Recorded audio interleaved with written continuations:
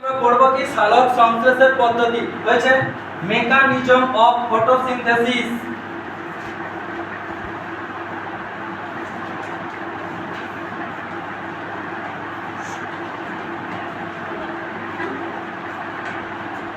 আমরা জানি কি সালোক সংশ্লেষ হলো একটি জটিল জৈব রাসায়নিক প্রক্রিয়া। হয়েছে 1905 সালে বিজ্ঞানী এফ ব্ল্যাকম্যান, কি বললাম, বিজ্ঞানী এফ ব্ল্যাকম্যান তিনি বলেন এই জৈব রাসায়নিক প্রক্রিয়াটি দুটি পর্যায়ে সংগঠিত হয়। দুটি পর্যায়ে সংগঠিত হয়। এক হলো আলোক দশা, দুই হলো আলোক নিরপেক্ষ দশা।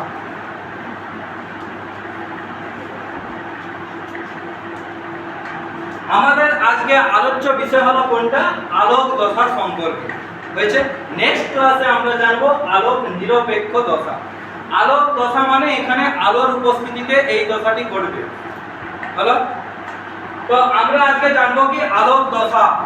এই আলোক দশা কোথায় সম্পন্ন হয়, সংগঠনের স্থান।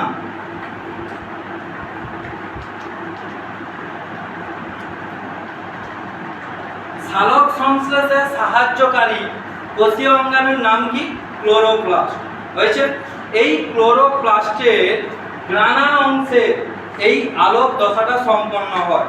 যদি অ্যাপ্রোপ্রিয়েট বলি তাহলে বলবো কি ক্লোরোপ্লাস্টের গ্রানা থাইলাকয়েডের কোয়ান্টোজমে এই আলোক দশা কি হয়? সম্পন্ন হয়। হলো, তো আমি একটু ছবি আঁকতেছি ক্লোরোপ্লাস্টের। ধরো সাপোজ এটা একটা ক্লোরোপ্লাস্ট। এই ক্লোরোপ্লাস্টে কিছু চাকতির ন্যায় অংশ দেখা যায়।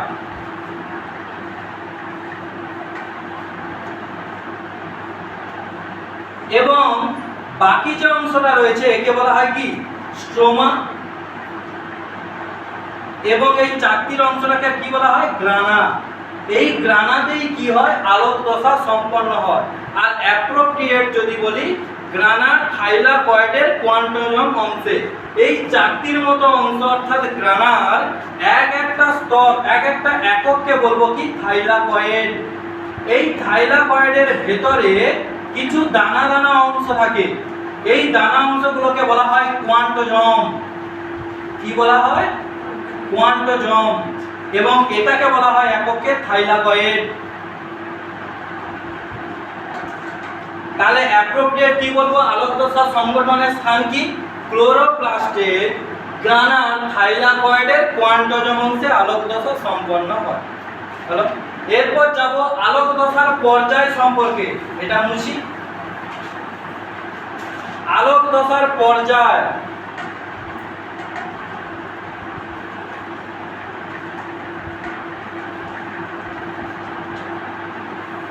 আলোক দশা কাকে বলে আমরা আগে প্রথম আলোক দশাটা পড়েই নি।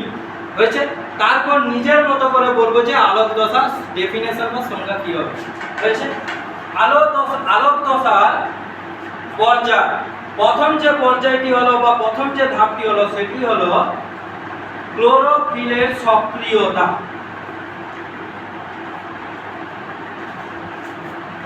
ক্লোরোফিলের সক্রিয়তা। আমরা জানি কি সালোক সংশ্লেষে গুরুত্বপূর্ণ ভূমিকা পালন করে কে? সূর্যালোক। হয়েছে, পাতায় উপস্থিত ক্লোরোফিল সূর্যালোকের ফোটন কণাকে শোষণ করে প্রথম কি হলো? উত্তেজিত হয়। বোঝা গেল? উত্তেজিত হলো এবং ক্লোরোফিল কি হয়? সক্রিয় হয়। তার মানে ক্লোরোফিলের সক্রিয়তা হয়ে গেল। 2 নম্বর, তাহলে এটা কি বললাম আরেকবার বলছি। পাতায় উপস্থিত কি থাকে? ক্লোরোফিল। বোঝা গেল? এই ক্লোরোফিল এখানে সূর্যের আলো, সূর্যের ফোটন কণাকে শোষণ করলো। ফোটন কণাকে শোষণ করলে এই ক্লোরোফিল সক্রিয় ক্লোরোফিলে পরিণত হয়। সক্রিয় ক্লোরোফিলে পরিণত হয়। তাহলে প্রথম ধাপ হলো ক্লোরোফিলের সক্রিয়তা। বোঝা গেল? 2 নম্বর, ফটোলাইসিস।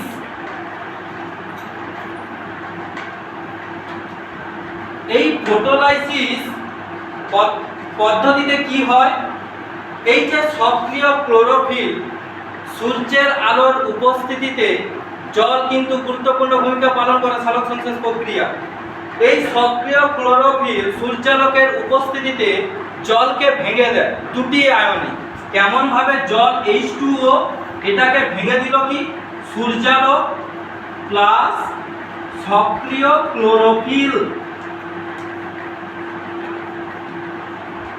সক্রিয় ক্লোরোফিল এবং সূর্যালোকের উপস্থিতিতে এটি দুটি আয়নে ভেঙে যায়। এক হলো হাইড্রোজেন প্লাস এবং হাইড্রক্সিল আয়ন।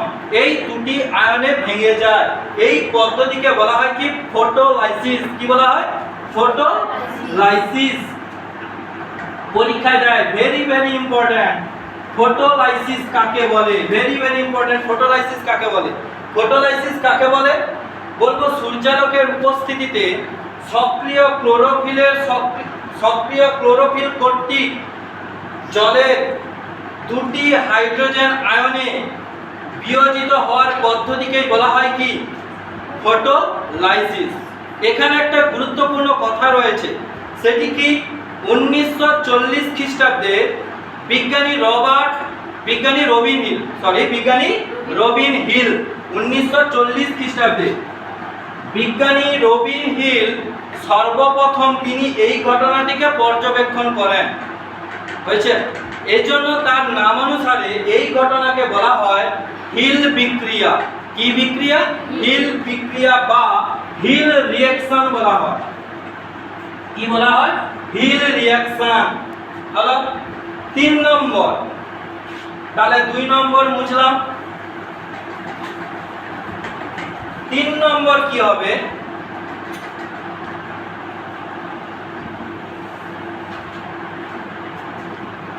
বিজারণ ধর্মী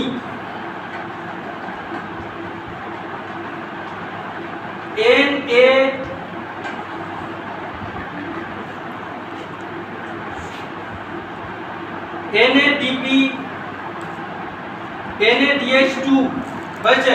বিজারণ ধর্মী NADH2 এর গঠন হয়েছে। প্রথম জানলাম কি? ক্লোরোফিলের সক্রিয়তা। 2 নম্বর জানলাম কি? ফটোলাইসিস। 3 নম্বর কি? NADH2 এর গঠন। বিজারণ ধর্মী NADH2 এর গঠন হয়েছে। তো এই NADH এর পুরো নাম কি? নিকোটিনামাইড অ্যাডিনিন ডাইনিউক্লিওটাইড কি? ফসফেট।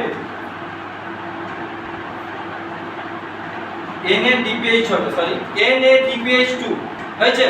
তাহলে কি হলো? বিজারণ ধর্মী NADPH2 এর গঠন নিকোটিনামাইড অ্যাডিনিন ডাইনিউক্লিওটাইড ফসফেট হয়েছে। এবার এই NADPH এর গঠনটা আমরা জানবো। এখানে আমি বলছিলাম কি? সক্রিয় ক্লোরোফিল সূর্যালোকের উপস্থিতিতে কি করে? H2O থেকে দুটি আয়নে ভেঙে দেয়।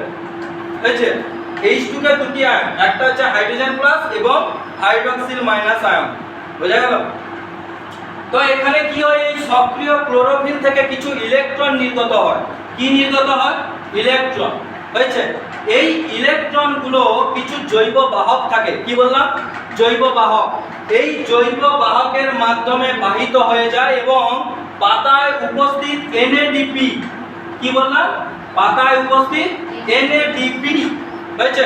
পাতায় উপস্থিত NADP এর সঙ্গে বিক্রিয়া করে NADPH গঠন করে এবং এই NADPটি হাইড্রোজেন বাহক হিসেবে কাজ করে। কি বাহক হিসেবে কাজ করে? হাইড্রোজেন বাহক। এবং এরই সঙ্গে ইলেকট্রনগুলো, অর্থাৎ সক্রিয় ক্লোরোফিল ইলেকট্রন ত্যাগ করছিল, যেগুলি NADP এর সঙ্গে কি করছে? বিক্রিয়া করছে। যেগুলি পাতায় ছিল, পাতায় উপস্থিত কোষস্থিত, এরপর NADPH গঠন করছে। প্লাস এই যে H2O ভেঙে H+ আয়ন তৈরি করছিল না, এই H+ আয়নের সঙ্গে যুক্ত হয়ে গেছে। বোঝা গেল? এর জন্য সেখানে সৃষ্টি হলো কি? NADPH2 গঠন। তাহলে বিজারণ ধর্মী NADPH2 গঠন হয়েছে। হলো 4 নম্বর জানবো।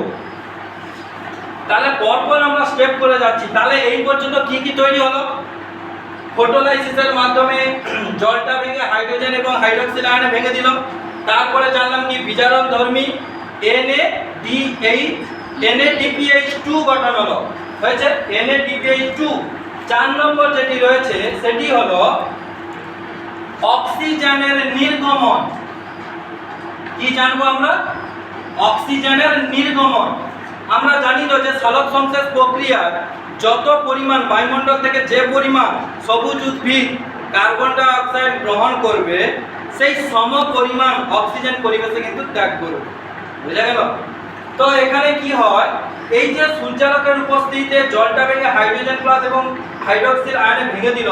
হাইড্রোজেন প্লাস আয়ন সেখানে NADPH2 গঠনে সাহায্য করছিল এবং এই হাইড্রোক্সিল আয়ন থেকে কিছু ইলেকট্রন নির্গত হবে। কি নির্গত হবে? ইলেকট্রন নির্গত হলো, হয়েছে। এই ইলেকট্রনগুলো নির্গত হলে সেখানে এই হাইড্রোক্সিল আয়নটি হাইড্রোক্সিল মূলকে পরিণত হবে। কি বললাম? এখানে আমি লিখতেছি, এই যে হাইড্রোক্সিল আয়ন এখান থেকে ইলেকট্রন নির্গত হয়ে গেল। ইলেকট্রন নির্গত হলে এই হাইড্রোক্সিল আয়ন মূলকে পরিণত হবে। কিসে পরিণত হবে? মূলক। এই মূলক অর্থাৎ 4 অণু হাইড্রোক্সিল মূলক একসঙ্গে যুক্ত হয়ে 4 অণু জল, বোঝা গেল, এবং 1 অণু অক্সিজেন তৈরি করবে। 4 অণু জল এবং 1 অণু অক্সিজেন তৈরি করবে। তাহলে দেখো এখানে অক্সিজেনের নির্গমন ঘটলো না ঘটেনি? ঘটলো। এই অক্সিজেন যে তৈরি করলো এটা আবার কোথায় কিভাবে নির্গমন করবে? পাতার পত্ররন্ধ্রের মাধ্যমে পরিবেশে ত্যাগ করবে উদ্ভিদ। বোঝা গেল? তাহলে এই মুহূর্তে আমার কিন্তু অক্সিজেন হয়ে গেল। তাহলে আবার যদি প্রথম থেকে বলি কি কি, তাহলে প্রথম কি হলো? ক্লোরোফিল সক্রিয় হলো সূর্যালোকের উপস্থিতিতে ফোটন কণা শোষণ করে। 2 নম্বর কি বললাম? ফটোলাইসিস। 3 নম্বর কি বললাম? বিজারণধর্মী NADPH2 গঠন। 4 নম্বর বললাম কি? অক্সিজেনের নির্গমন। এবং 5 নম্বর এবং সর্বশেষ পর্যায় হলো কি? Photosynthetic phosphorylation. Photosynthetic phosphorylation.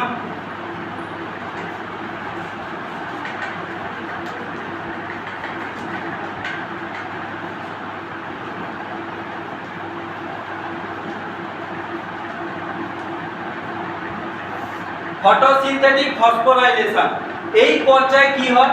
এই যে পাতায় উপস্থিত যেমন কি কি থাকে? পাতায় উপস্থিত সক্রিয় ক্লোরোফিল ছিল। এই পাতায় উপস্থিত কি থাকে? তাহলে আমার এই মুহূর্তে বিজারণধর্মী NADPH2 তৈরি হয়ে গেছে। এই মুহূর্তে এখানে কি থাকে? ADP থাকে, অ্যাডিনোসিন ডাইফসফেট। এই ADPর সঙ্গে অজৈব ফসফেট PI কি হলো? যুক্ত হলো। এর সঙ্গে যুক্ত হলে ATP তৈরি করে। কি তৈরি করে? ATP, হয়েছে। আমি যে বলছিলাম যে এই হাইড্রোক্সিল আয়ন থেকে ইলেকট্রন নির্গত হচ্ছে, সক্রিয় ক্লোরোফিল থেকে ইলেকট্রন নির্গত হচ্ছে। এই যে ইলেকট্রন কখনো কখনো জৈব বাহকের মাধ্যমে বাহিত হচ্ছে, এই বাহিত হওয়ার সময় কিসের প্রয়োজন? শক্তি। শক্তি না হলে এই বাহিত কি হবে? কখনো সম্ভব না। তো বাহিত না হলে তাহলে কিন্তু এই পুরো প্রসেসটা কিন্তু ঠিকঠাক ভাবে আমাদের সম্পন্ন হবে না। এর জন্য কি হয়? ইলেকট্রনকে স্থানান্তর করার জন্য জৈব বাহকের মাধ্যমে এটিপির প্রয়োজন হয়।